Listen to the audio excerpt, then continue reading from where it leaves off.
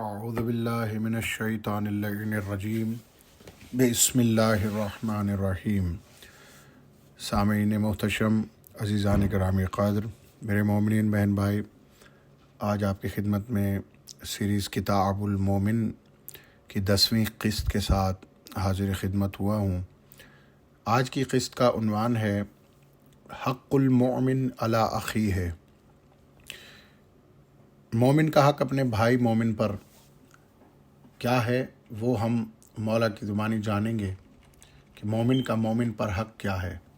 پہلی حدیث آپ کی خدمت میں پیش کرنے جا رہا ہوں۔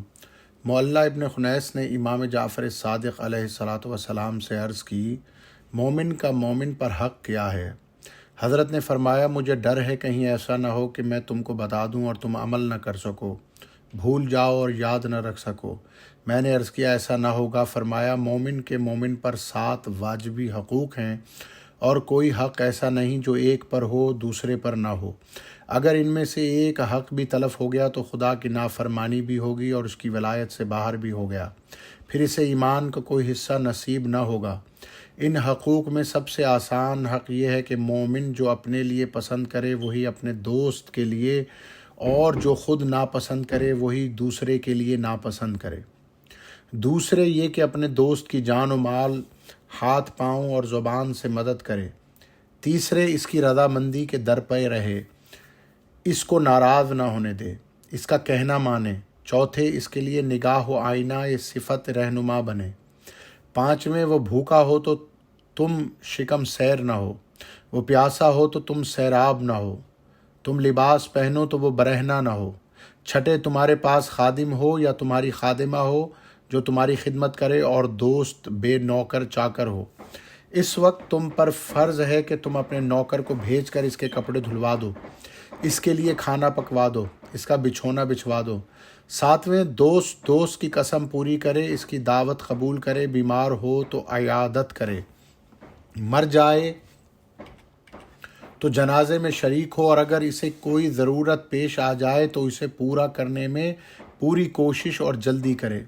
وہ مجبور ہو کر تم سے سوال نہ کرے۔ اگر یہ مرحلے طے کر لیے تو تمہاری محبت اس کی محبت اور اس کی محبت تمہاری محبت سے وابستہ ہو گئی۔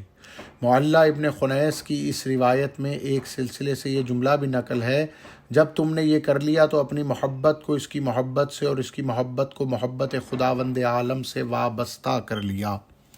سبحان اللہ، اللہ اکبر۔ عزیزان محترم، اس حدیث کو پڑھنے کے بعد مولا سے یہ دعا کر سکتے ہیں کہ اگر، اور یقیناً ہم سے مومن بھائیوں کے حق میں کوتاہیاں ہوتی ہیں تو مولا ان کو درگزر فرمائے اور معاف فرمائے۔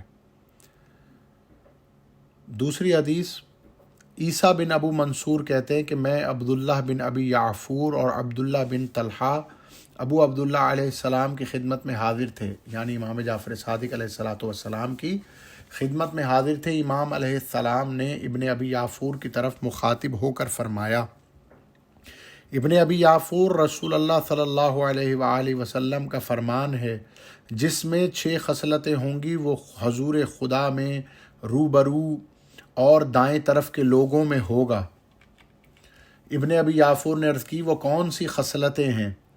میں آپ پر فدا ہوں۔ فرمایا، مسلمان اپنے بھائی کے لیے وہی چیز پسند کرے جو اس کو اپنے عزیز ترین گھر والے کے لیے محبوب ہو، اور مرد مسلمان اپنے دوست کے لیے وہ بات ناپسند کرے جو اپنے عزیز ترین رشتہ دار کے لیے پسند نہ ہو، اور اس سے پرخلوص محبت رکھے۔ ابن ابی یعفور رونے لگے اور پوچھا، پرخلوص محبت کیوں کر رکھی جائے؟ امام نے فرمایا، اس کی 3 صورتیں ہیں۔ اس کی فکر میں فکر کرے، اس کی خوشی میں خوش ہو، اس کے غم سے غمگین ہو۔ اگر دوست کو خوشی ہو تو اس کی خوشی میں مسرور ہو، ورنہ دوست کے لیے مسرت کی دعا کرے۔ راوی کہتا ہے، پھر ابو عبداللہ علیہ السلام نے فرمایا، 3 باتیں تم سے متعلق ہیں اور 3 ہم سے۔ ہمارے شرف سے باخبر رہو، ہماری اولاد کا خیال رکھو، ہمارے مستقبل کا انتظار کرو۔ جو مومن اس انداز کا ہوگا وہ حضور خدا میں سامنے حاضر ہوگا۔ اس سے کم درجے کے لوگ اس کی روشنی سے نور حاصل کریں گے، لیکن وہ لوگ جو دائیں طرف ہوں گے ان کا بھی عالم یہ ہوگا کہ ان سے کم تر درجے کے لوگ اگر ان کا مرتبہ دیکھ لیں تو اپنی زندگی سے بیزار ہو جائیں اور جلد سے جلد موت کی تمنا کر کے وہ مرتبہ حاصل کر لیں۔ سبحان اللہ۔ ابن ابو یافور نے پوچھا تو کم تر درجے کے لوگ انہیں دائیں طرف ہوتے ہوئے دیکھتے کیوں نہیں؟ فرمایا وہ لوگ نور الہی کے پردوں میں ہیں۔ ابن ابی یافور تمہیں رسول اللہ کی وہ حدیث نہیں معلوم کہ خدا کے کچھ ایسے مومن بندے ہیں جو خدا کے مقربین میں دائیں سمت اور سامنے کے حاضر باش ہیں، ان کے چہرے برف سے زیادہ سفید اور دوپہر کے سورج سے زیادہ منور ہیں۔ پوچھنے والا پوچھے گا یہ کون لوگ ہیں؟ یہ وہ لوگ ہیں جنہوں نے جلال خدا میں باہم دیگر محبت کی تھی۔ اللہ اکبر۔ تیسری حدیث میں امام فرماتے ہیں، مولا امام جعفر صادق علیہ الصلوۃ والسلام نے فرمایا مومن کا حق ادا کرنے سے بہتر خدا کی کوئی عبادت ہی نہیں کی گئی۔ سبحان اللہ۔ آپ ہی نے فرمایا مومن کا حق کعبے کے حق سے بہتر ہے۔ پھر امام نے فرمایا مومن کا بھائی اس کی آنکھ اور اس کا رہنما ہے، نہ اپنے بھائی سے خیانت کرتا ہے نہ اسے یکا و تنہا چھوڑتا ہے، اور مسلمان کا مسلمان پر یہ حق ہے کہ اس وقت تک شکم سیر نہ ہو جب تک اس کا بھائی بھوکا ہو، جب تک بھائی پیاسا ہو اس وقت تک سیراب نہ ہو، اس وقت تک لباس نہ پہنے جب تک وہ برہنہ رہے، اور مسلمان کے حق سے زیادہ کسی مسلمان پر کوئی حق نہیں۔ اور آپ ہی نے فرمایا اپنے مسلمان بھائی کے لیے وہی چیز پسند کرو جو تم اپنے لیے پسند کرتے ہو، جب تمہیں ضرورت ہو تو اس سے سوال کر لو، اور جب وہ تم سے سوال کرے تو اس کی بات پوری کرو، اسے بری بات سنا کر غمگین نہ کرو اور اسے اپنے لیے ناگوار نہ سمجھو، اس کے مددگار بنو کیونکہ وہ تمہارا مددگار ہے۔ اگر وہ موجود نہ ہو تو اس کی غیر حاضری میں اس کی عزت و آبرو کا خیال رکھو، اگر وہ موجود ہو تو اس کی ملاقات کو جاؤ، اس کا اعزاز و اکرام کرو کیونکہ وہ تمہارا ہے، تم اس کے ہو، اور اگر وہ ناراض ہو جائے تو اس وقت تک اس کو نہ چھوڑو جب تک وہ تم سے خوش نہ ہو جائے۔ اگر اسے کوئی خوشی ہو تو خدا کا شکر ادا کرو، اگر آزمائش میں مبتلا ہو تو اسے کچھ مالی امداد دو، اس کی بات برداشت کرو، اس کی رعایت کرو۔ چوتھی حدیث امام فرماتے ہیں، امام جعفر صادق علیہ الصلوۃ والسلام نے فرمایا مومن کا بھائی ہے، اس کا حق اپنے بھائی پر یہ ہے کہ اس کے ساتھ خلوص سے پیش آئے، ہمدردی کرے، اسے دشمن سے بچائے۔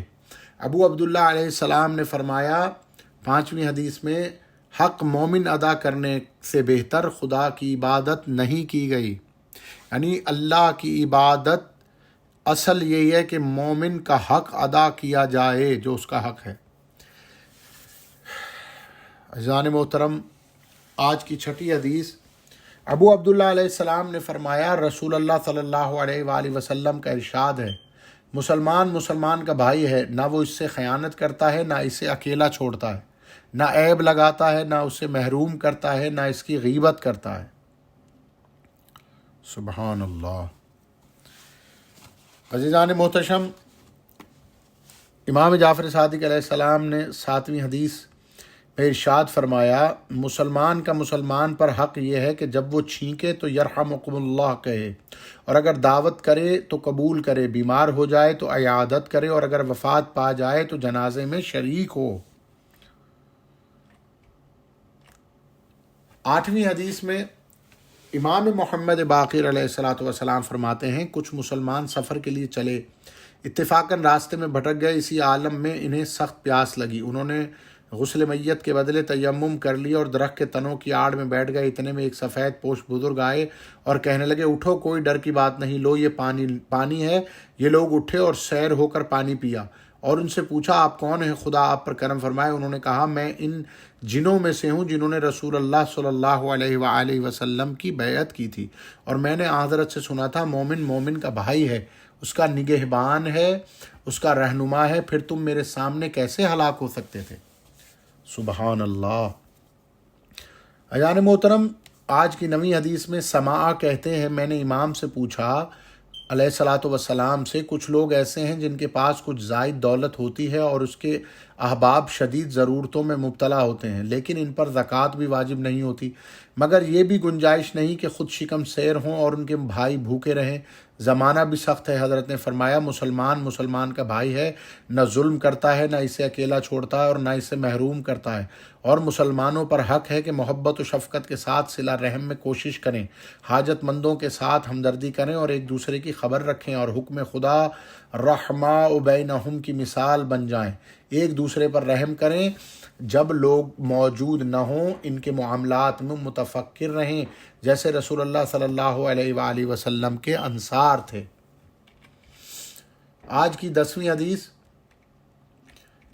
امام علیہ الصلوۃ والسلام سے پوچھا گیا، ایک ایسا شخص ہے جس کے پاس ایک دن کا آذوقہ ہے، کچھ لوگ ایسے ہیں جن کے پاس ایک مہینے کی خوراک ہے، کچھ ایسے بھی ہیں جن کے پاس ایک سال کی روزی ہے، کیا ایک دن کی خوراک رکھنے والا اپنا آذوقہ ایسے شخص کو دے سکتا ہے جس کے پاس کچھ نہیں؟